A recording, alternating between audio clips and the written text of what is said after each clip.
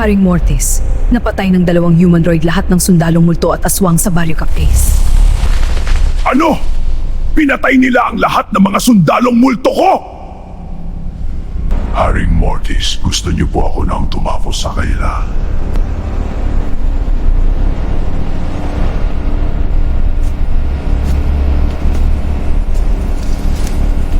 Haring Mortis, tulungan mo ako! Isa po ako sa mga sundalong multo na pinadala nyo sa Kapis. Dapat ka nang maglaho! Opo, Haring Mortis. Wala kayong kwenta!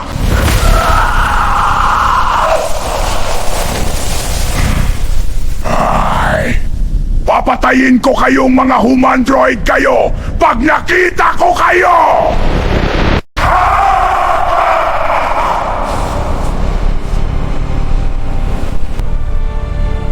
Haring Mortis, aalis na po ako.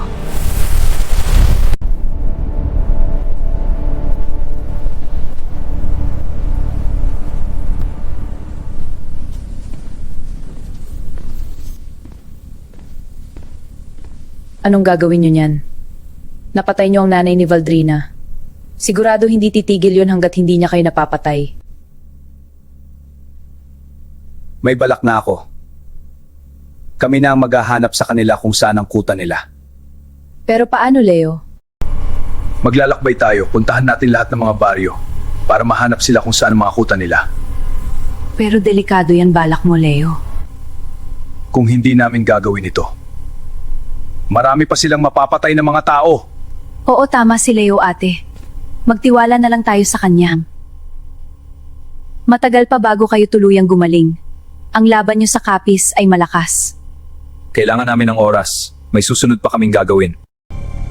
Ang mga sugat niyo ay malala. Lalo na sa iyo, Rev. Halos maputol na ang balikat mo. Kailangan namin gumaling agad. Hindi pa tapos ang laban namin.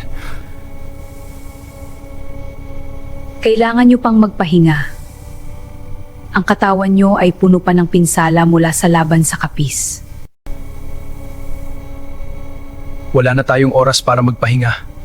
Kailangan naming pumunta sa Dagsim. Doon pa nagsisimula ang tunay na laban.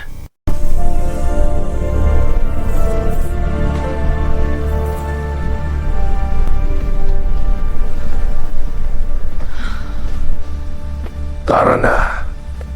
Sigurado kayo? Hindi pa lubusang gumaling ang mga sugat niyo. Wala nang oras. Kailangan naming pumunta sa Dagsim ngayon din. Kung hindi namin gagawin ito ngayon, marami pang inosenteng tao ang mamamatay.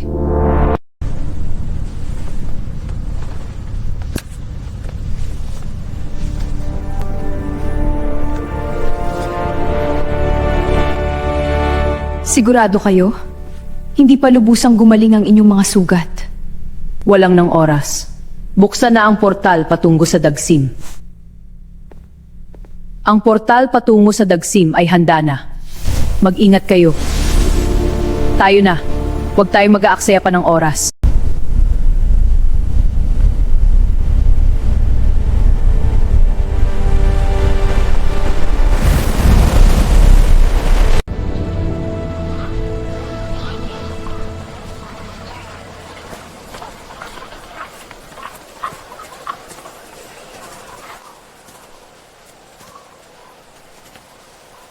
Kuya Kiko, kamusta po? Marami pa po bang aswang sa lugar natin? Oo mga bata. Kaya huwag kayo lumalabas paggabi. Manatili kayo sa loob ng bahay kapag dumilim na. Maliwanag ba mga bata? Opo Kuya Kiko, hindi po kami lalabas ng bahay paggabi kasi nakakatakot ang mga aswang at multo. Nandito na tayo sa Dagsim. Mukhang wala naman panganib dito, Leo. Simulan na natin. Maghanap. Paano wala tayong kakilala dito? Kailangan nating magtanong sa mga tao dito. Pero mag-ingat tayo. Hindi natin alam kung sino ang totoong tao. Tara magtanong na tayo. Baka pagtanong natin, bigla maging green eyes multo pala. Pag ganun, tatakbo ka siguro agad. Sige, tanungin mo yung matandang nakaupo doon. Mukha namang mabait. Bakit ako? Ikaw ang maganda, baka mas makakuha ka ng impormasyon. Sus, ikaw talaga. Tara na nga.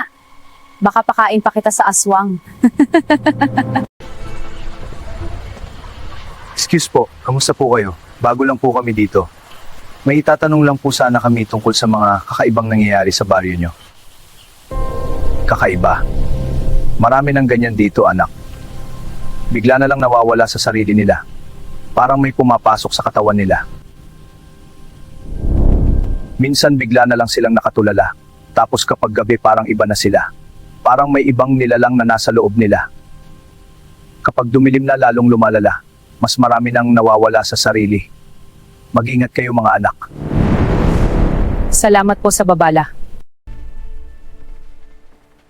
May kaguluhan sa harap.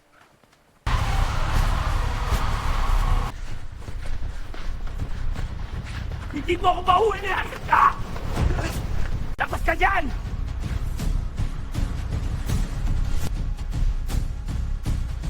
Patayin kita, hayop ka! Hindi ka! Labas ka dyan sa katawan niya! Ngayon din!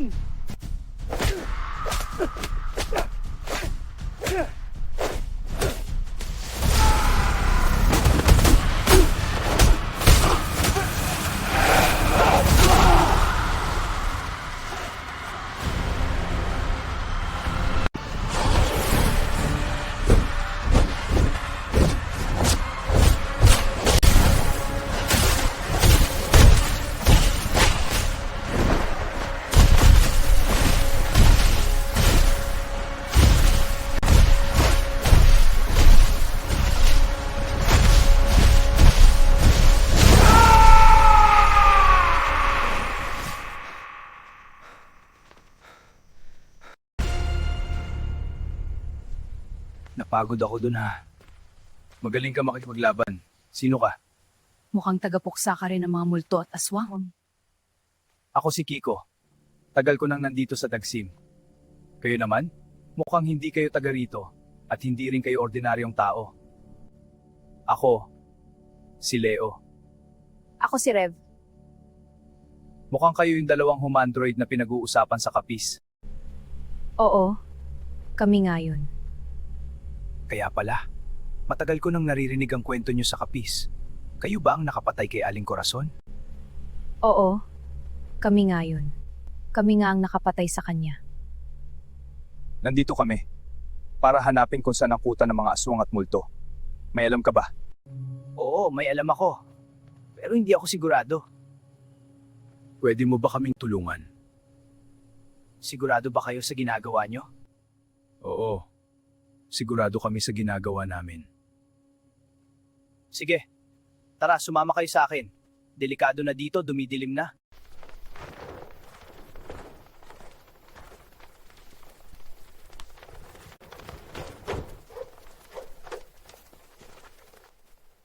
Ganito ba talaga dito? Parang takot na takot talaga ang mga tao dito sa lugar na ito. Oo, maaga sila nagsasara ng mga bahay nila. Dahil sa takot. Mamaya manghuhuli ako ng mga aswang at multo. Gusto nyo ba sumama? Oo, sasama kami. Para makakuha kami ng information sa kanila kung saan ang kuta nila. Ikaw, Kiko, gusto mo ba sumama sa amin? Para puksahin si Haring Mortis at Haring Alim? Kilala niyo si Haring Alim at Haring Mortis. Oo. Si Haring Mortis hindi namin kilala. Si Haring Mortis ba talaga ang totoong nakipagsanib kay Haring Alim? Oo, yun ang sabi ng mga iba. Si Haring Mortis daw ay makapangyarihan, kaya daw niyang kumuha ng mga kaluluwa multo. Kaya siguro nakipagsanib siya kay Haring Alim. Kasi mahilig pumatay ang mga aswang at kumain ng mga laman loob ng tao. Kaya pag namatay ang isang tao, nakukuha ni Haring Mortis ang kaluluwa ng tao.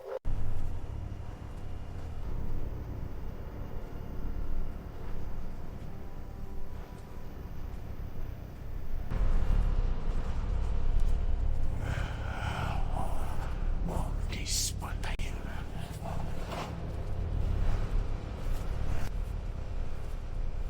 Yan na nga, sinasaniban ng multo ni Mortis yan. Green eyes. Maging alerto. Matalino ang mga multo ni Mortis. Huwag tayong magkakamali. Anong gagawin natin para mahuli yan? Ako na bahala magpalabas sa kanya dyan sa katawan ng lalaki na yan. Kayo na ang bahala kung paano nyo mahuhuli ang multo ni Mortis. Sige. What ginawa mo? Why? Hey!